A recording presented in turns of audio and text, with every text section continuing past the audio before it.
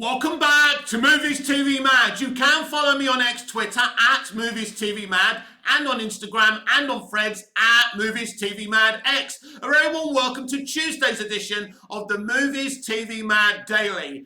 Back in 2019, Martin Scorsese wrote a very interesting article for the New York Post talking about his disdain for the MCU and Marvel Studios and the Marvel Cinematic Universe as politely and as constructively as he could.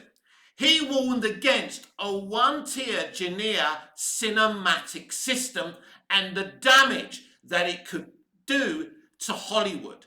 And guess what? You're all crying because the Fall Guy has flopped everything he pre-warned about. What he said would happen has actually happened. Well, surprise, surprise. So we're going to reread his article from the New York Times because it's very, very interesting that a superior, great, iconic director pre-warned about this.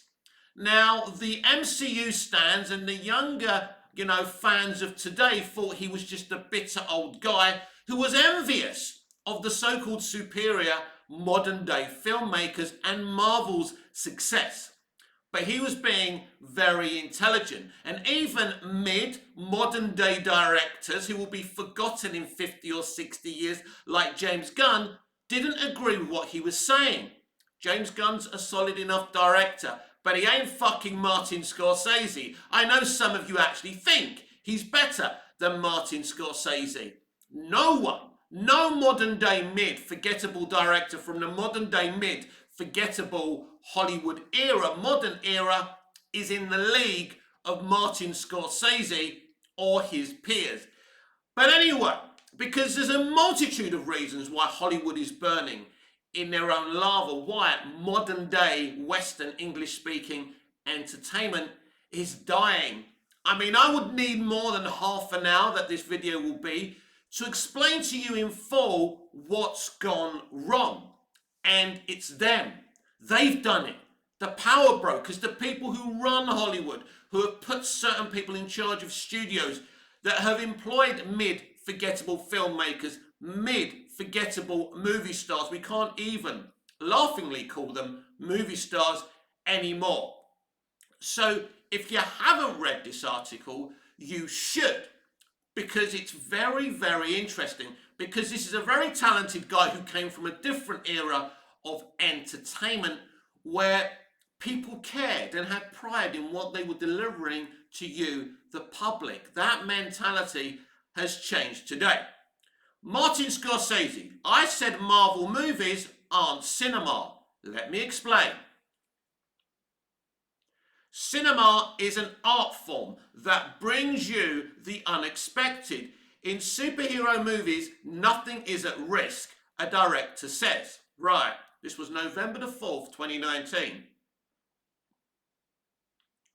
When I was in England in early October, I gave an interview to Empire magazine. I was asked a question about Marvel movies. I answered it. I said I've tried to watch a few of them and that they're not for me, that they seem to me to be closer to theme parks than they are to movies, as I've known and loved them throughout my life, and that in the end, I don't think they're cinema. I agree, they're not cinema as we know them. Is there a place for them? Of course there is, but unfortunately Hollywood decided to make the Marvel Cinematic Universe its one-tier system and chase after this golden goose. This isn't a new thing. Hollywood have been, chasing trends for their whole existence. The Wizard of Oz was made because Snow White was a huge success from Walt Disney the year before. It's not a new thing. It's not a new thing. But at least even then they didn't burn down, exploring other genres and other stories and have a one-tier genre system. That's the difference. Anyway, some people seem to have seized on the last part of my answer as insulting or as evidence of hatred for Marvel on my part. If anyone is intent on characterizing my words in that light, there's nothing I can do to stand in the way. I wish all of us could have this attitude on social media when people come at us. If that's what you want to say about me, say it about me. I don't give a shit, in other words. Many franchise films are made by people of considerable talent and artistry. You can see it on the screen. The fact that the films themselves don't interest me is a matter of personal taste and temperament. I know that if I were younger, if I'd come of age at a later time, I might have been excited by these pictures and maybe even wanted to make one myself. But I grew up when I did, and I developed a sense of movies of what they were and what they could be. That was as far from the Marvel Universe as we on Earth are from Alpha Centauri. For me, for the filmmakers I came to love and respect, for my friends who started making movies around the same time that I did, cinema was about revelation. Now this is very interesting because where did Martin Scorsese come from? How did he start making movies? Scorsese, Coppola, Lucas, Spielberg. Well, they came at a time where Hollywood were going to, film school graduates because they knew that young people were starting to watch films. So they were bringing in new talent, something they don't do today. It's the same old writers, the same old directors, it's the same old actors. It's an echo chamber. And new Hollywood, today's Hollywood, don't listen to outside voices. Something that Hollywood used to do to keep themselves modern and relevant and fresh. Because it is about making money, and the only way you make money is if people want to come in to watch your movies, watch your content, watch your television. People are asking, why wasn't The Fall Guy successful? The Fall Guy wasn't successful because people didn't feel they wanted to go and see that movie. People are talking about marketing, release dates, hype structure. That's on you if you think that. People simply didn't want to see this movie. There's nothing wrong with the film as such, nothing wrong with the actors as such, definitely nothing wrong with the director.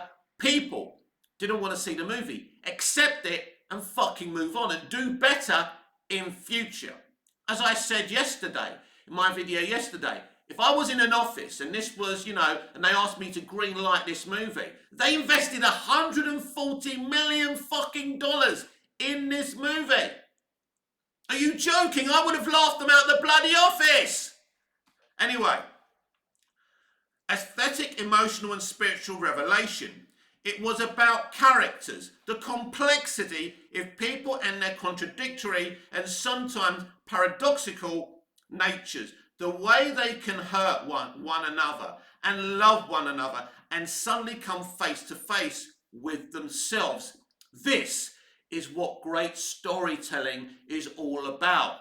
You take a character, you put their flaws for everyone to see. And this is another problem today. We're not allowed to write flawed women. Women must be perfect, minorities must be perfect, and the white people are the only ones who are supposed to be flawed, complex, but totally bad. And then they're not allowed to evolve as characters. In that fundamental equation, you can't make good entertainment. You can't tell great stories. And this is the ideological problem in Hollywood today. So let's carry on reading this because it's fascinating. It was about confronting the unexpected on the screen and in the life. It dramatized and interpreted and enlarging the sense of what was possible in the art form. And do you know what's interesting? I spoke about Megalopolis, Francis Ford Coppola's Megalopolis, which is a brand new movie. Did you see the teaser? Did you see that scene? Amazing. And, they were saying, studios have said to him, your movie's too experimental. Imagine that. Today's Hollywood telling you, we don't want to buy your movie. It's too experimental. It's too risque. Now, back in the day when Scorsese And, Coppola came onto the scene from film school as young filmmakers. They were told the more experimental, the better. There was things that greenlit that weren't successful, but it was an experiment. That's what it was, to see what works and doesn't work. Today, it's reboot after reboot, prequel after prequel, reimagining after reimagining. I love the term reimagining. How can an industry, a modern day industry without an imagination, reimagine anything? There's always been reboots and reimaginings in the history of Hollywood and entertainment. The difference is that's all they're doing now. And that was the key for us. It was an art form. There was some debate about that at the time. So we stood up for cinema as an equal to like literature or music or dance. And we came to understand that the art could be found in many different places and in just as many forms in the Steel Helmet by Sam Fuller and Persona by Ingmar Bergman, in It's Always Fair Weather by Gene Kelly and Stanley Doman, and Scorpio Rising by Kenneth Anger, in Vivien Serville by Jean-Luc Godard, and The Killers by Don Siegel. Or in the films of Alfred Hitchcock. I suppose you could say that Hitchcock was his own franchise, or that he was our franchise. Every new Hitchcock picture was an event. To be in a packed house in one of the old theatres watching Rear Window was an extraordinary experience. It was an event created by the chemistry between the audiences and the picture itself. And it was electrifying. This is what's changed, everyone. It's not electrifying to see a picture. You've got a bunch of clapping seals remembering that they were in the cinema watching Endgame and cheering and clapping. But what were you fucking cheering and clapping? What really happened? They're saying the bestest movie ever, the bestest experience ever. Really? Endgame wasn't even a really good film. Infinity War, I really like that film. Endgame was an over-padded, over-filler, stretched-out movie at the end of the day, which kind of had an okay third act, but then you've got that time-travelling shit as well. Let's not get into it anyway. And in a way, certain Hitchcock films were also like theme parks. I'm thinking of Strangers on a Train, in which the climax takes place on a merry-go-round at a real amusement park. He's taking the piss now, isn't he?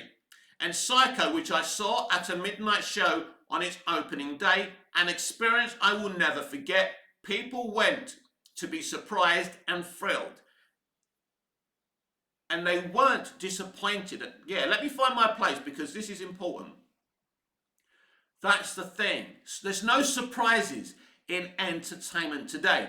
Everything's safe. And the more safe and scared they are to take risks, the less successes they get. They think a reboot, a prequel, a reimagining, a sequel is a safe bet.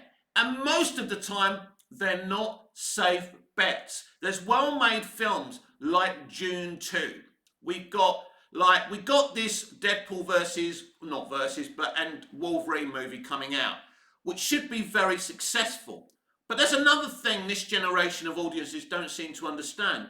A successful movie doesn't equate to a good movie. The Wizard of Oz was a flop, and people still talk about it today. Masters of the Universe is a film that I love, but it was an absolute disaster in its production and development. It was a huge flop. But when I saw that in the cinema, I loved it and I wanted a sequel. There was something special about that picture, even though if you analyse it, you can tear the shit out of it, and I understand now. 60 or 70 years later, we're still watching those pictures and marvelling at them. But is it the thrills and the shocks that we keep going back to? I don't think so. The set pieces in North by Northwest are stunning, but they would be nothing more than a succession of dynamic and elegant compositions and cuts without the painful emotions at the centre of the story or the absolute lostness of Cary Grant's character. And that's the point, isn't it? I mean, you look at it. I mean, if we go away with what Martin's saying here, talking about stuff that I remember, let's talk about TV for a minute. Let's talk about Cernos and Cochrane's 24 show starring Kiefer Sutherland. It's utterly shocking when we find out Jack's wife Terry has been killed by Nina Myers. And the show is full of, but it's not just about set pieces and action 24. It was about the emotions of this character. When we first meet him, he seems together, he's working in CTU, and episode by episode, season by season, this man's life is destroyed slowly because he's always having to make the big choices. It's kind of a similar thing. It's those high emotions. It's that character development that we rarely get. These streaming shows are not good enough, and these movies are not good enough. You know, people who are trying to make umpteen excuses for the failure of The Fall Guy are blaming the streaming system. I don't particularly like the streaming system anymore. But the streaming stuff, the original stuff, is as crap as cinema. It's not that we're saying we'd rather watch streaming than cinema. If there was good stuff in the cinema, people would be going. The climax of Strangers on a Train is a feat, but it's the interplay between the two principal characters and Robert Walker's profoundly unsettling performance that resonates now. Some say that Hitchcock's pictures had a sameness to them, and perhaps that's true. Hitchcock himself wondered about it, but the samey of today's franchise pictures is something else again. Now, this is very interesting. Many of the elements that define cinema as I know it are there in Marvel Pictures. What's not there is revelation. Well done. Mystery or genuine emotion, danger. And that's the point. They're all the same. They have the gags, they have a bit of action, and then they're wrapped up, and then you forget about them till the next one. So, yeah, nothing is at risk. Exactly. Nothing is at risk. The pictures are made to satisfy a specific set of demands, and they are designed as variations on a finite number of things. Now, what's very interesting, if you think about it, how many people actually read this article, apart from the headline, you know, that Martin Scorsese says he doesn't like the MCU, that he says it's a theme park ride. And if today's clapping seals actually read this, they'd be going, what you talking about, you old duffer? I'm sure a lot of you have already switched off this video. Maybe that's because of me, not the article. Anyway, they are sequels in name, but they are remakes in spirit.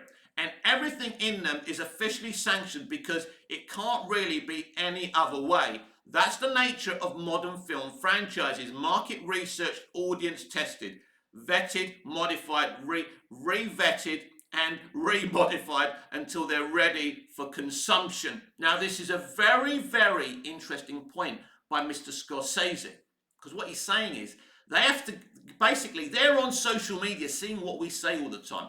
They make the movie. They have umpteen test screenings. Then they vet them again. Then they vet them again. That's why they go back and do so many reshoots. And by the time they're finished with them, they're worse than they were when they vetted them. And this is the problem. This is what I always say. Make your picture. Have your gut feeling. Have a story. At the moment, I'm writing a story called Saving Judy Garland, because I've recently become madly in love with Judy Garland, mainly because we've mentioned it before, The Wizard of Oz. And her life was so tragic, I was sitting there one day and thinking, God, I wish I could save Judy Garland. So I said, fuck it, I'm going to save Judy Garland. I'm going to write a story where my character is brought into a tornado and he's brought back to 1940, and he appears to be a Hollywoodland policeman. And he's being chased by this tornado in intervals, and it's trying to take him back home. And my character won't have it until he saves Judy, even though there's an impossibility about that task. And so that's my story. That's my gut. It may sound insane to you, but I have a gut feeling about a story. I want to tell it. And even though nobody will ever read it or ever see it, it's something I have to do because I've absolutely fallen in love with this woman, a woman who doesn't exist anymore. I'm not embarrassed to say it.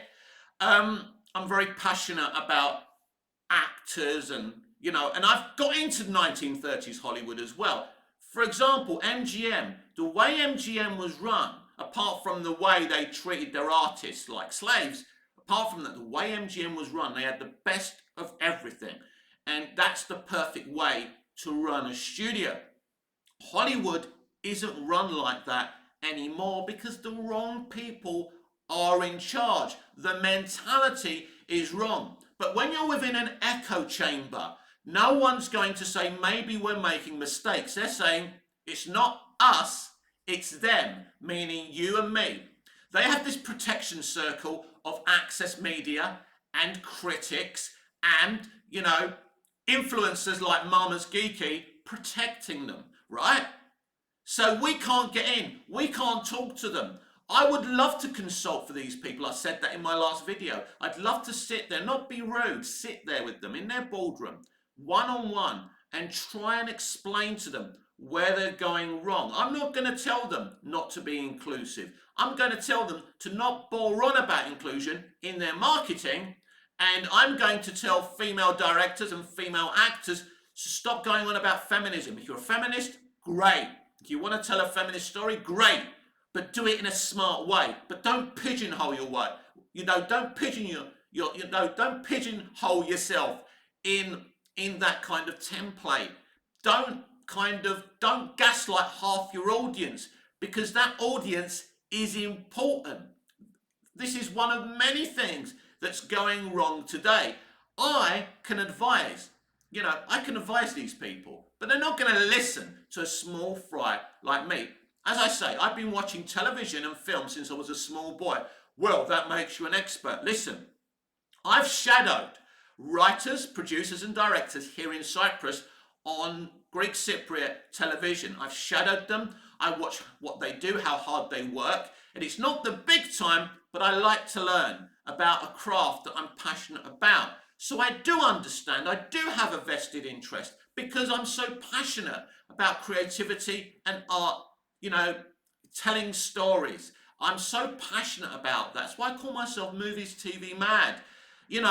I don't want to hate modern day Hollywood, but they've become something I no longer can support. When you look at someone like Sydney Sweeney, who's hailed as a great actor, she's not a great actor. She's not this sexy, beautiful movie star. She's not.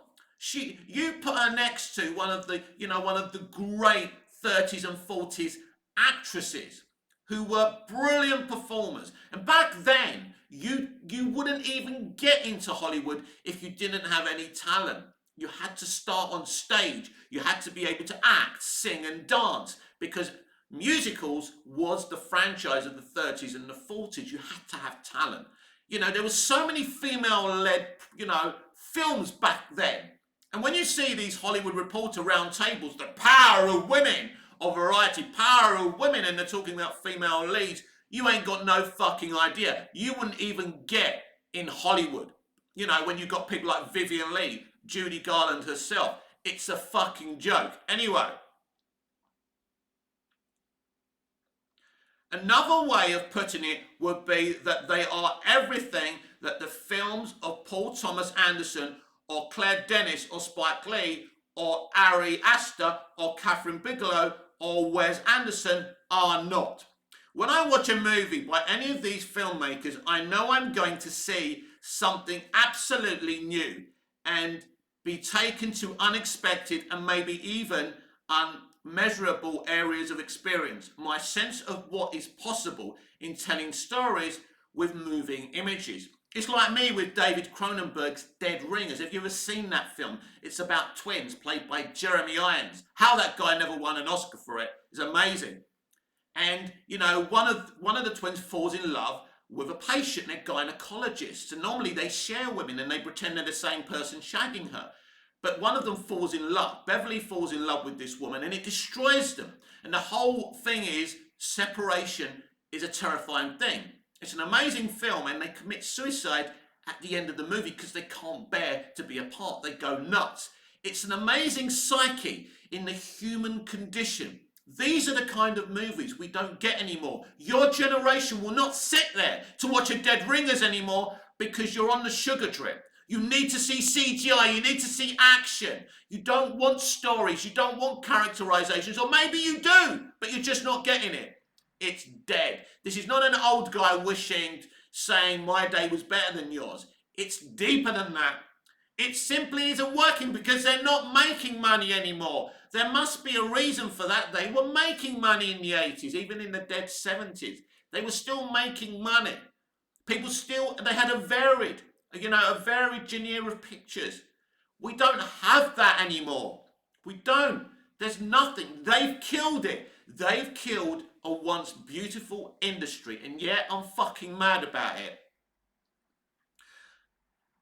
So, yeah, so where are we?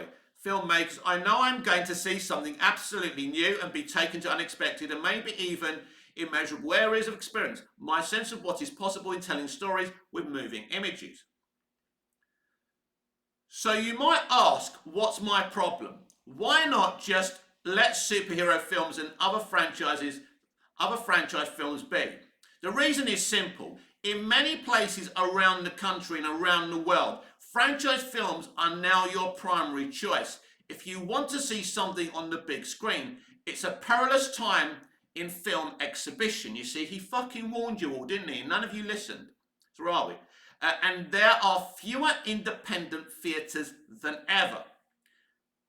The equation has flipped and streaming has become the primary delivery system. Still, I don't know a single filmmaker who doesn't want to design films for the big screen to be projected before audiences and theatres. And don't forget COVID, when we were all locked down and, they were making so much money from streaming. That's when they saw it. They wanted to shut down movie theatres and make everything on streaming. And because a lot of us said no. Not all of us, I even kind of considered at the time, maybe this is for the best. But obviously I was a fucking twat to think that. But I was just like, okay, this is the future, what can we fucking do? But my attitude towards films and Hollywood was still quite positive. I still believed in them. I was stupid to believe in them. And people like Christopher Nolan fought against it quite rightly. And, the war between him and Jason Kilar and what they were trying to do. So they tried to shut theatres down. All of a sudden they love theatres again. Anyway, that includes me, and I'm speaking as someone who just completed a picture for Netflix, and it alone allowed us to make The Irishman the way we needed to, and for that I'll always be thankful. We have a theatrical window, which is great. Would I like the picture to play on more big screens for longer periods of time? Of course I would. But no matter whom you make your movie with, the fact is that the screens in most multiplexes are crowded with franchise pictures because they're the ones that were supposed to make the money. They don't make the money anymore. Nothing really is making money anymore. And if you're going to tell me that it's simply a matter of supply and demand and giving the people what they want, I'm going to disagree. It's a chicken and egg issue. If people are given only one kind of thing and endlessly sold only one kind of thing, of course, they're going to want more of that one kind of thing. But what Martin doesn't say, the more of one kind of thing you get, eventually you get bored of it. You get drained of it. And, this is him warning about the one genre cinematic system. It was never going to last forever. Yes, Spielberg spoke about Westerns being a thing back in the day, but there were other genres. They were still tapping into other genres. They weren't tapping into other genres. They all were trying to make franchises and superhero movies, and Marvel were the only ones at a point that were making money from it. And now, because of the way the industry's gone fucking mad, they're not making money from it anymore either. But you might argue, can't they just go home and watch anything else they want on Netflix or iTunes or Hulu? Sure, anywhere, but on the big screen, where the filmmaker intended her or his pictures to be seen. In the past 20 years, as we all know, the movie business has changed on all fronts. but the most ominous change has happened stealthily and under cover of night. The gradual but steady elimination of risk. And this is what I was talking about. Let me save my place, because this is important.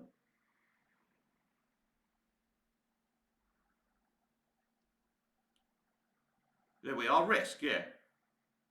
So, yeah, this is what I was talking about Francis Ford Coppola's Megalopolis before, where they said, sorry, mate, your movie's too experimental. Now they don't want to risk anything, but the biggest risk is doing the same thing. The biggest clue that someone's fucking insane when they never learn from their mistakes, when they keep on making the same mistakes. Many films today are perfect products manufactured for immediate consumption. Many of them are well made by teams of talented individuals. All the same, they lack something essential to cinema, the unifying vision of an individual artist, because, of course, the individual artist is the riskiest factor of all. Now, let me talk about auteurs for a minute. I am absolutely a supporter of auteur directors. But again, back in the 30s, 40s, 50s, 60s, 70s, 80s, 90s, even early noughties, there were always auteur directors around. But the difference was there was a variety. You had, you know, the studio-made movies. The difference was the studio-made movies were good as well because the people running the studios understood films or had people running their film department who understood films and made the right decisions. You had a variety. There's a place for studio pictures and there's a place for auteurs. And now there's a different kind of studio mentality running films. One that has no idea, no clue in what it's doing. And their mentality is their political ideology. They've gone fucking insane. I'm certainly not implying that movies should be a subsidized art form, or that they ever were. When the Hollywood studio system was still alive and well, the tension between the artists and the people who ran the businesses was constant and intense. It always has been, because studios want one thing. You know, I'll give you a great example. Let's go back to The Wizard of Oz again.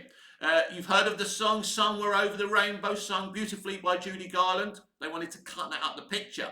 And the associate producer, Arthur Freed, said, he goes up to the CEO and he says, listen, if you cut that, I'm quitting. And this is one of the most talented musical guys in the business back then. So they kept it in. Imagine The Wizard of Oz without Somewhere Over the Rainbow. So there's always been these tensions, and that's right tension, because sometimes the studios can be as right as the filmmakers. Not anymore, but back in the day. So where are we? So when the Hollywood studio system was still alive and well, the tensions between the artists and the people who ran the business was constant and intense. But it was a production tension that gave us some of the greatest films ever made. In the words of Bob Dylan, the best of them were heroic and visionary. That's the difference. The studio heads cared about film. I spoke about The Wizard of Oz being a flop. You know, and it's an interesting situation because that film was a passion project. Ultimately, they didn't care that it flopped. Oh yeah, you know, the people in New York that owned MGM were shitting themselves, but in the end, it brought so much joy and pleasure. At the eve of World War II, in the end, they were making money anyway. They didn't mind. The mentality was different then. Today, the tension is gone. And there are some in the business with absolute indifference to the very question of art and attitude towards the history of cinema that is both dismissive and proprietary, whatever that is, proprietary. A lethal combination. The situation, sadly, is that we now have two separate fields. There's worldwide audio-visual entertainment and there's cinema. They still overlap from time to time. But that's becoming increasingly rare, and I fear that the financial dominance of one is being used to marginalize and even belittle the existence of the other. Absolutely. For anyone who dreams of making movies, me, or who is just starting out, the situation at this moment is brutal and inhospitable to art, and to act of simply writing those words fills me with terrible sadness. So, wow, that's a great article. Make sure I finished it. Yes, I have. Wow. I don't think I've ever read that. Maybe I've read that once. Maybe I forgot about it. But what a fucking great article by not just one of the greatest filmmakers who's ever fucking lived, but by an intelligent man who calls it as it is. That was 2019. We move forward in time 5 years, and it's gone. It's dead. Everything he pre-warns about here has happened. So to all those people who were saying, you ain't Marvel, you're an old bastard, you don't get it. This wasn't an old bastard saying, my day was better than yours. He could see what was happening. And we're here now. We're here in the entertainment apocalypse, and it's dead. It's over. And because it's an echo chamber, because they don't listen to any outside voices, they weren't even listening to Martin. They don't even listen to themselves. That's the problem. They're deaf to any constructive criticism. They don't like it. They call constructive criticism toxicity. It's not toxicity. We are telling you that this industry, the way you're running it, doesn't work for us, that we're no longer going to go and watch any old shit in cinemas. And you have to change. But you are saying you are not willing to change, that we're your slaves and we should go and see whatever you put out there. It's like the people, Mama's Geeky, talking about The Fall Guy, that we have no right to complain if we don't go and see that film. Wait a minute. So you're saying we've got to keep on eating the shit they're serving us? No, no, no. You have to prove to studios that you want originality. No, no, no, no, no. It's not just a case of being original. And Fall Guys isn't fucking original. It's a fucking reboot of a 1980s TV show that went on for 5 seasons. That TV show superior to the movie they put out. People said they didn't want to go and see that movie. This is what Mr. Scorsese was warning against, and nobody was listening.